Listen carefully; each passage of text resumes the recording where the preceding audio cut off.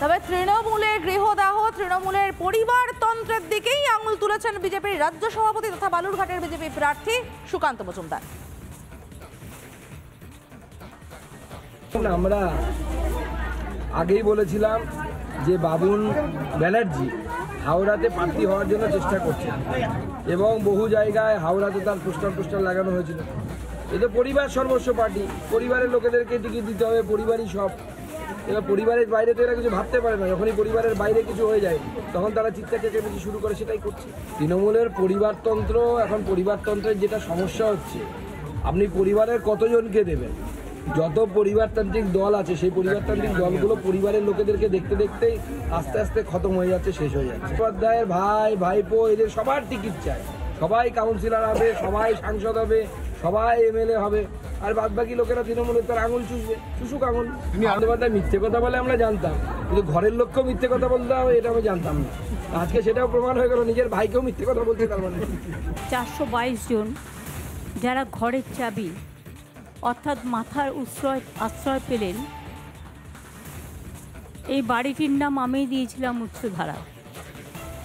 এবং তার মধ্যে যখন বিল্ডিংগুলো তৈরি হয় আমরা একটা সিদ্ধান্ত নিয়েছিলাম, গরিব মানুষ যেন এর থেকে একটা কোটা পায়। এবং সেই গরিব মানুষ, সাধারণ মানুষ, খেটে খাওয়া মানুষ, আমার প্রোগ্রামটা ডাবগ্রাম ফুলবাড়ি, যেখানে আমি নামি হেলিকপ্টারে, সেখানটায় হওয়ার কথা ছিল, কিন্তু যেহেতু এটা খুব ছোট্ট প্রোগ্রাম, আমি সবাইকে দেখুন, আপনাদের আমি একটা কথা বলি, আমি শুনেছি, এটা আমার কানে এসছে। আমি যেদিন থেকে পার্টি করি কোটি কোটি মানুষের সাথে কাজ করি, এবং আমি একবার নয় হাজারবার লক্ষবার বলেছি যে আমার পরিবার বলে কিছু পরিবার নেই, আমার পরিবার হচ্ছে মানুষের পরিবার, মামাটি মানুষের পরিবার। আর আমাদের পরিবারে যদি রক্তের পরিবার ধরেন, নিউ জেনারেশনদের নিয়ে, যেমন পাহাড়ে কিছুদিন আগে একটা বিয়ে হলো, আমাদের প্রায় 32 জন মেম্বার আছে পরিবারে। আমাদের কেউ কিন্তু এরকম নয়, এটাতে সবাই খুব ক্ষুব্ধ। এবং আমি সরাসরি বলছি, বড় হলে অনেকের লোভ একটু বেশি বেড়ে যায়। পরিবারটাকে বাদ দিয়ে যে যার খেলা খেলে, আমার পরিবারের ও কোনো মেম্বার বলে আমি মনে করি না। আজ থেকে আমি সব সম্পর্ক, শুধু আমি নই, আমাদের রক্তের পরিবারেরও যারা আছে, মামাটি মানুষের পরিবারেরও যারা আছে, সমস্ত সম্পর্ক ওর থেকে শিচ্ছেদ হয়ে গেল। আজ থেকে কোনো রিলেশন, আমার ভাই হিসেবে কেউ পরিচয় দেবেন না।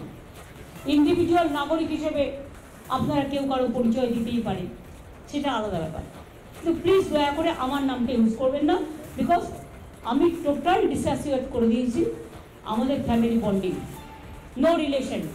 সুতরাং আমাদের দল যাকে প্রার্থী করেছে তিনিই আমাদের প্রার্থী। প্রসূন ব্যানার্জি একজন অর্জুন অ্যাওয়ার্ডি, মনে রাখতে হবে। প্রসূন ব্যানার্জি দাঁড়ান, শৈলেন মান্না থেকে শুরু করে মোহনবাগান, এই জায়গাটা হচ্ছে হাওড়া। বিজেপি যাকে প্রার্থী করেছে তিনি আগে আমাদের প্রার্থী ছিলেন, যিনি আমাদের মেয়র ছিলেন, তিনি যেভাবে কেলেঙ্কারি করেছেন, 2000 ছেলের ভবিষ্যৎ যেভাবে চাকরি দিয়েছেন বেআইনিভাবে, কল্পনা করতে পারবেন না যদি তার সমস্ত কিছু বের করা যায়। আর যে ভদ্রলোকের নাম আপনারা বলছেন, আমি আপনাদের বলি, তার অনেক কাজকর্মই আমার অনেক দিন ধরে পছন্দ নয়। তার কারণ আমি অন্যায় কখনো সহ্য করি না, কিন্তু সবাই তো আর বাইরে সবটা বলতে পারে না, অনেক সময় বুক ফাটে তো মুখ ফাটে না। সুতরাং এই নিয়ে আমার তর্ক বিতর্কের ব্যাপার নেই। আমাদের দলীয় প্রার্থী প্রসূন ব্যানার্জি, যে যেখানে ইচ্ছে যেতে পারে।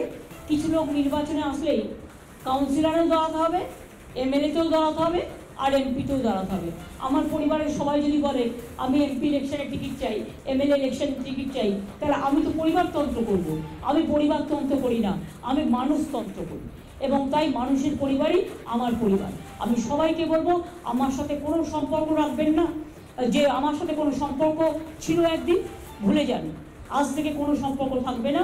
যে যার স্বাধীনতা নিয়ে যেখানে ইচ্ছে লড়াই করতে পারে।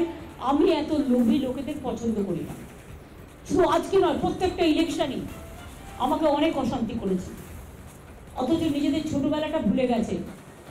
আমার বলা উচিত নয়, আমি অভিষেককে বলছিলাম যে বাবা যখন মারা গেছে বয়স ছিল 2.5 বছর, আমি 45 টাকা পেতাম, দুধের ডিপোয় কাজ করে মানুষ করেছি, কিন্তু তখন থেকে আমি রাজনীতিটা করতাম বলে ওকে মানুষ করতে পারিনি, হয়তো অনেককে সবাইকে মানুষ করতে পেরেছি। আমাদের পরিবার খুব বড় পরিবার, এটা মানুষের পরিবার, কাজে এটা নিয়ে আমাকে আর আপনারা খোঁজাবেন না। আমার যা বলার আমি বলে দিয়েছি, ওর পাশে যেন আমাদের পরিবারের কোনো নাম না থাকে। টোটালটাই আছে, তারা সবসময় 23 কোটি 25 কোটি 30 কোটি ঘর ভাঙানোর খেলা প্রতি ইলেকশনেই করে। এর আগেও আমি অনেক দেখেছি, অনেকবার, বারবার। কিন্তু আমি তাও বলি, ওরাই তো পরিবারতন্ত্রের কথা বলে, কিন্তু আমি পরিবারতন্ত্র করি না। একটা জলজ্যান্ত উদাহরণ দিয়ে দিলাম, আমি মানুষের পরিবার করি। এবং প্রসূন ব্যানার্জি আমাদের প্রার্থী, প্রসূন ব্যানার্জিকে জেতানোর দায়িত্ব আরও বেশি আমাদের বেড়ে গেল। আর আমি আমাদের তৃণমূল কংগ্রেসের সকলকে বলবো, যারা আমাকে একটুও ভালোবাসে, মামাটি মানুষ যারা আমাকে একটুও ভরসা করেন, প্রসূন ব্যানার্জির প্রতি আপনাদের দায়িত্ব আরও বেড়ে গেল, দায়বদ্ধতা বেড়ে গেল, যেহেতু প্রসূন আমাদের প্রার্থী আর তাকে চ্যালেঞ্জ করেছে কিছু লোভী লোক। আমি এটাকে সাপোর্ট করব।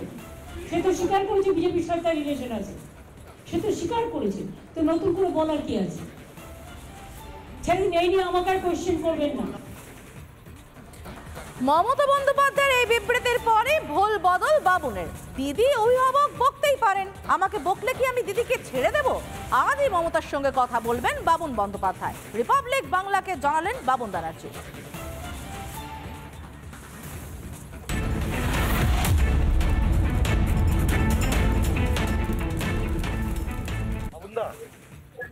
মমতা বন্দ্যোপাধ্যায় একটা স্টেটমেন্ট দিয়েছেন এবং সেখানে উনি বলছেন যে আপনার সাথে সমস্ত সম্পর্ক ত্যাগ করলেন, আপনার কোনো পরিচয় মমতা বন্দ্যোপাধ্যায়ের পরিচয়ের সাথে অ্যাটাচমেন্ট করা যাবে না। কি বলবেন এটাতে? দেখুন, আমি একটা কথা বলি, দিদির আশীর্বাদটা পেয়েছি তো। বাড়িতে আপনার মা বাবা আছে, আমারও মা বাবা আছে।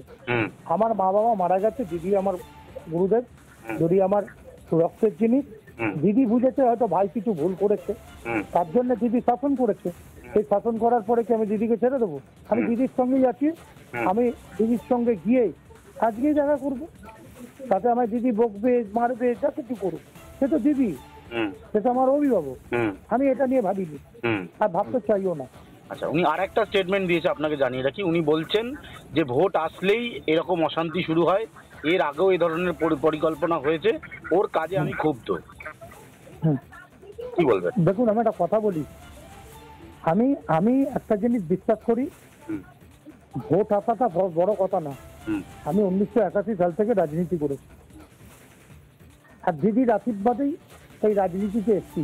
1984 সালে দিদির সঙ্গে যাদবপুর কেন্দ্রে দিদি দাঁড়ানোর পরে দিদির সঙ্গে কাজ করেছি, যে দিদি যেটা বলবে সেটাই হবে। উনি বলছেন যে 45 টাকা দুধের ডিপোতে কাজ করে রোজগার করেছি, হয়তো ওকে মানুষ করতে পারিনি। দিদির এই আশীর্বাদ ছিল বলেই আজকে আমরা এই পরিবারের এই নামটা বাবুন ব্যানার্জি বলতে পারছি। আমি হয়তো বেঙ্গল অলিম্পিকের প্রেসিডেন্ট হতে পারি, মোহনবাগান ক্লাবের ফুটবল সেক্রেটারি হতে পারি, হকির প্রেসিডেন্ট হতে পারি, কিন্তু দিদির নামটার যে যোগ আছে, এটা আমার কাছে গর্ব হওয়ার মতো ব্যাপার। আমি তার জন্য গর্ববোধ করি। আপনি কি তাহলে আপনার অবস্থান থেকে সরে আসবেন? হাওড়ায় নির্দল প্রার্থী হিসেবে লড়াই।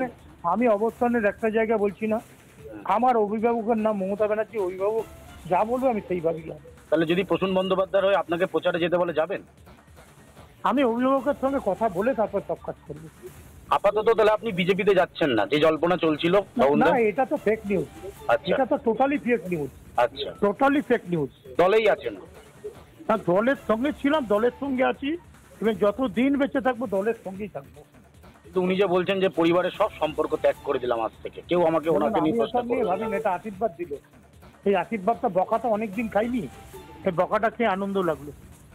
বলছে কাউন্সিলর ইলেকশনে লড়তে হবে, বিধায়ক ইলেকশনে লড়তে হবে, লোকসভা আসলে তাতেও লড়তে হবে, এরকম বারবার এরকম আবদার এসছে আপনার তরফ থেকে। যাই হোক, শুনুন না, আমি ভাবি আশীর্বাদ পেয়েছি, এই আশীর্বাদ দিয়ে আমি খুশি। আপনি দেখা করবেন দলনেত্রীর সাথে? 100% দেখা করবো। তবে আজকেই দেখা করবো না? হ্যাঁ। বিজেপির কেউ যোগাযোগ করছে প্রসূনদা? দেখুন, আমি একটা কথা বলি, বিজেপির কেউ আপনার দেখুন, আমার একটা কথা বলি, আমি কারোর যোগাযোগের সঙ্গে নেই, আমি মমতা ব্যানার্জির সঙ্গে আছি। আচ্ছা, আচ্ছা, মানে দলেই থাকবেন? হ্যাঁ, দলেরই থাকি।